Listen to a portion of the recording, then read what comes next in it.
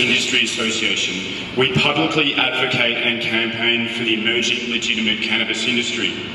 The ACIA works every day with government and relevant agencies to advise and advance the anticipated regulated cannabis industry that will represent a tremendous economic force in this country. I'd like to start with a question. In this globalised, consumer-driven world, can the business sector deliver anything more than just profits? But first, a little history. The first cannabis seeds arrived with the first fleet to Australia in 1788 at the request of head botanist Sir Joseph Banks. The cargo was labelled for commerce. The growing of cannabis hemp was seen as an important component in the economic blueprint of Australia. Our climate was perfect for agriculture. For 150 years, government actively supported and rewarded cannabis hemp producers with land, gifts and grants. Even Queen Victoria, where our great state derives its namesake, used cannabis to treat her pain. So I think seeing everyone here today supporting medical cannabis would have certainly made her smile.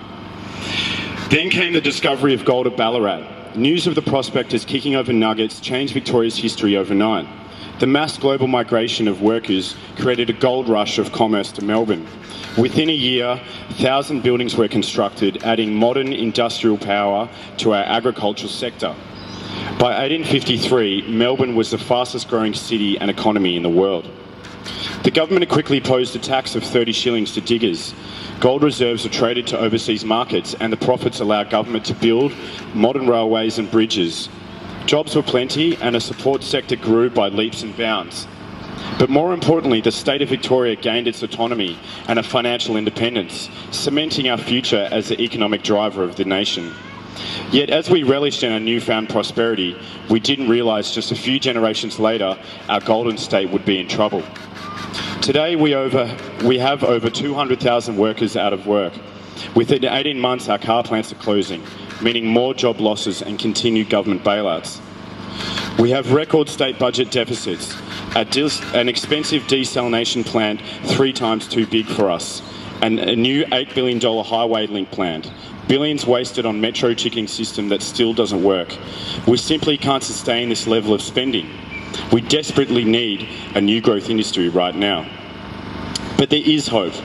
Our elected leaders have listened to your collective voice that screams, medical cannabis now.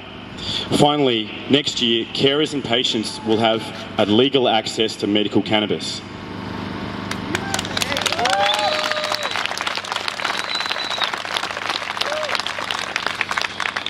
Let me tell you about the green rush.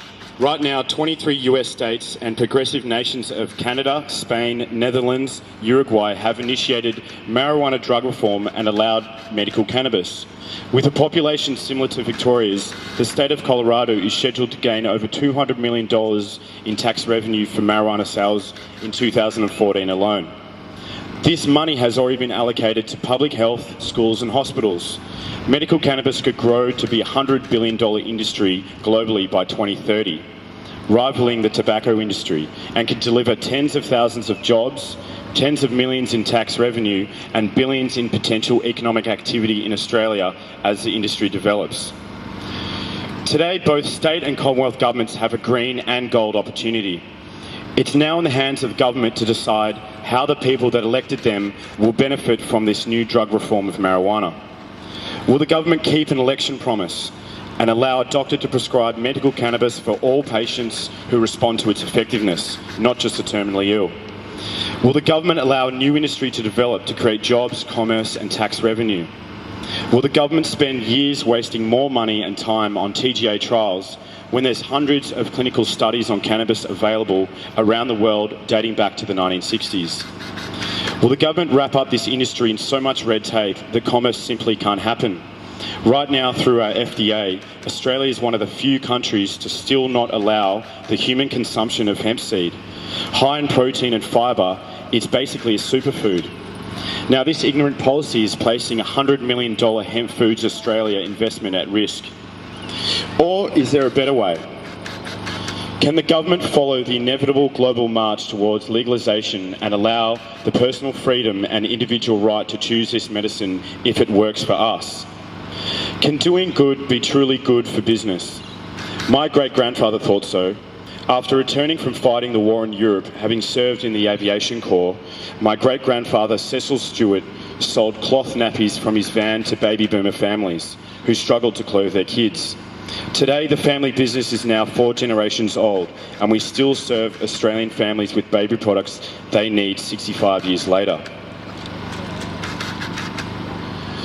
Now imagine a sustainable growth industry like medical cannabis where doing good was good for business, where allowing an access to a public product humans have been using safely for thousands of years didn't create a bigger problem like alcohol violence or tobacco cancer, but might actually treat cancer. In closing, social entrepreneur and medical cannabis advocate Richard Branson said, "Business can be a force for good. If we get every business leader in the world to adopt a problem, with help from government, we can solve most of the problems in the world." And to that we say, yes, we cannabis. Thank you for having me. Thanks, Lauchie. Okay, now we're going